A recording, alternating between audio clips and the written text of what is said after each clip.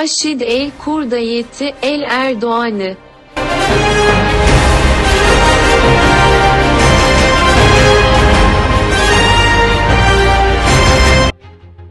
Haşd-i Kurdiyeti el-Erdoğani nedir?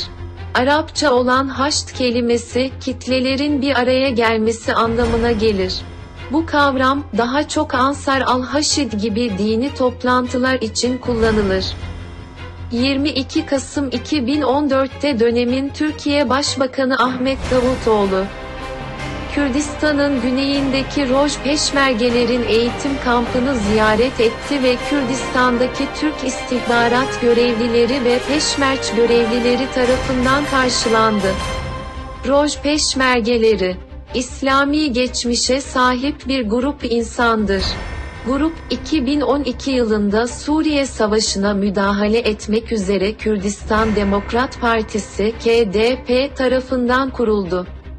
O zamanlar ve şimdi, KDP ve Türkiye tarafından desteklenen ENKS adlı bir Kürt grup, Erdoğan'ın Suriye'deki hedefleri için çalıştı.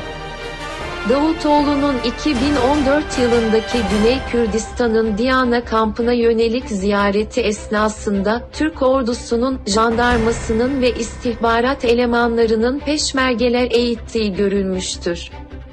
Başbakan Ahmet Davutoğlu'nun bu ziyareti, KDP peşmergelerinin tüm kollarının Türk devletinin denetimi altında yetiştirildiği ve Erdoğan'a yakın amaçlar için kullanıldığı konusunda hiçbir şüpheye yer bırakmadı.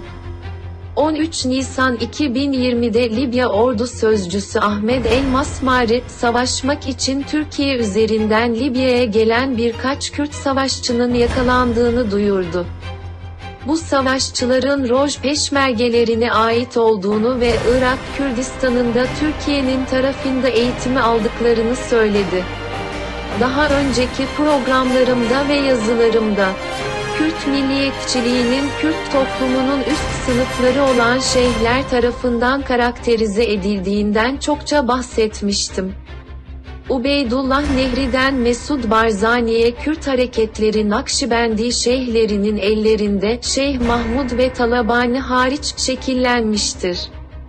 Mevlana Halit Nakşibendi 1226'da, Hindistan'dan Süleymaniye'ye döndüğünde şöyle diyordu: saltanattan, vergi toplamak için buraya bir Kureyş Arabını göndermemesini rica ediyoruz.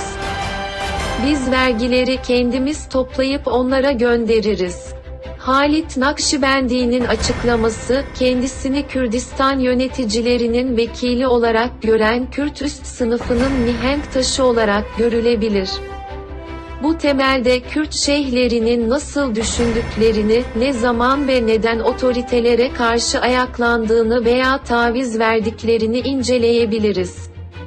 Ezidilerle ilgili olarak Haşd-i Kurdiyeti el-Erdoğani grubu şu görüşte: 2014'te hepinizi yok edemedik, şimdi bizim gibi düşünmelisiniz.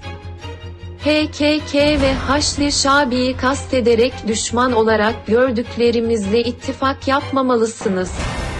200 yıl önce Soran emiri, Paşaykor, Ezidilerin Badi'nin emiri ile ticari ilişkisi olması karşılığında, Şengal'de IŞİD'den başka kimsenin yapmadığı en büyük katliamı yapmıştı. Mustafa el-Kazımi'nin ordusunun Sünni kolu olan Haşd-i Kurdiyeti'nin ve Türk Devleti'nin Şengal'e yönelik saldırıları ise bize Güney Kürdistan'da peşmergeler diye bir şeyin olmadığını gösteriyor. Bu nedenle çağdaş Kürdistan hareketinin dışında hiç kimse Ezidilerin mücadelesine destek vermek istemiyor. Şimdi Haşd-i Kurdiyeti el-Erdoğani'nin neden Ezidilere karşı olduğunu daha iyi görebilirsiniz.